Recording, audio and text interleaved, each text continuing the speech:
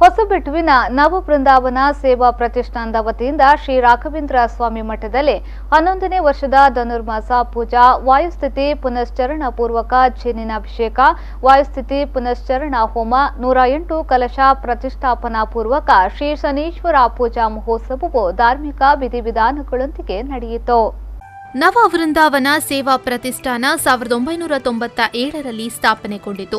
ಕೀರ್ತಿಶೇಷ ಹರಿದಾಸ ರತ್ನ H ವಾದಿಶಾಚಾರ್ಯ ಅವರು ಅದರ ಸ್ಥಾಪಕ ಅಧ್ಯಕ್ಷತೆಯಲ್ಲಿ ಹೊಸಬೆಟ್ಟು ಪರಿಸರದಲ್ಲಿ ಶ್ರೀ ಗುರು ರಾಘವೇಂದ್ರ ಸ್ವಾಮಿ ಮಠ ಸ್ಥಾಪನೆಯಾಗಿದೆ. ಈಗಾಗಲೇ ಹಲವಾರು ಧಾರ್ಮಿಕ ಹಾಗೂ ಸಾಮಾಜಿಕ ಕಾರ್ಯಗಳನ್ನು ಶ್ರೀ ರಾಘವೇಂದ್ರ ಮಠದಲ್ಲಿ ಆಯೋಜಿಸಿ ಎಲ್ಲರ ಮೆಚ್ಚುಗೆಗೆ ಪಾತ್ರವಾಗಿದೆ. ನವಗ್ರಹ ಸನ್ನಿಧಾನದಲ್ಲಿ ನವ ಕಲಶ ಪ್ರತಿಷ್ಠಾಪನೆಯೊಂದಿಗೆ ನಿರಂತರ ಅಷ್ಟೋತ್ತರ ಅರ್ಚನೆ, 108 ಕಲಶ ಪ್ರತಿಷ್ಠಾನ ಪೂರ್ವಕ ಶ್ರೀ ಶನೈಶ್ವರ ಪೂಜೆ ಮಹೋತ್ಸವ, ಕಥಾ ಪ್ರವಚನ, ಮಹಾಪೂಜೆ, ಪ್ರಸಾದ ವಿತರಣೆ ನಡೆಯಿತು.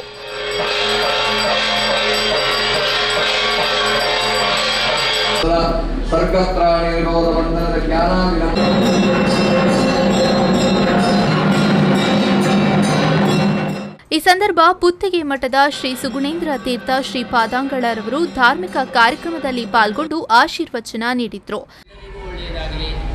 ಸಮಾಜಕ್ಕೆ ಒಳ್ಳೆಯದಾಗಲಿ ಅಂತ ಹೇಳಿ ಉದ್ದೇಶ ಇಟ್ಟುಕೊಂಡು ವಿಶೇಷ ಪೂಜೆ ಮಾಡಿದರೆ ಅದಕ್ಕೆ ವಿಶೇಷ ಫಲ.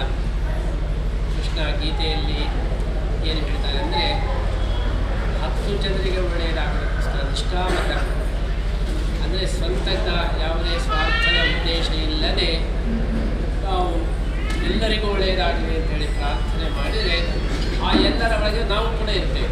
ನಮಗೂ ಒಳ್ಳೆಯದಾಗಲಿ, ನಮಗೆ ಮಾತ್ರ ಒಳ್ಳೆಯದಾಗಲಿ ಅಂತೇಳಿ ಹೇಳಿದರೆ ದೇವರು ಒಳ್ಳೆಯದು ಮಾಡಬೇಕು.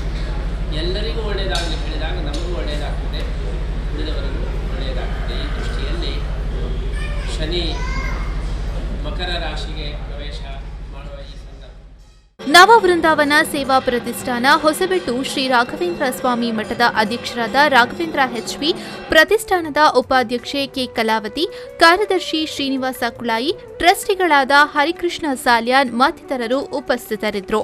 ಇನ್ನು ಈ ಧಾರ್ಮಿಕ ಕಾರ್ಯಕ್ರಮದಲ್ಲಿ ಅನೇಕ ಭಕ್ತರು ಪಾಲ್ಗೊಂಡು ಸೇವೆ ಸಲ್ಲಿಸಿ ಹರಿವಾಯು ಗುರುಗಳು ಶ್ರೀ ಪಂಚಮುಖಿ ಆಂಜನೇಯ ದೇವರ ಮತ್ತು ಶ್ರೀ ಶನೈಶ್ವರ ದೇವರ ಕೃಪೆಗೆ ಪಾತ್ರರಾದರು.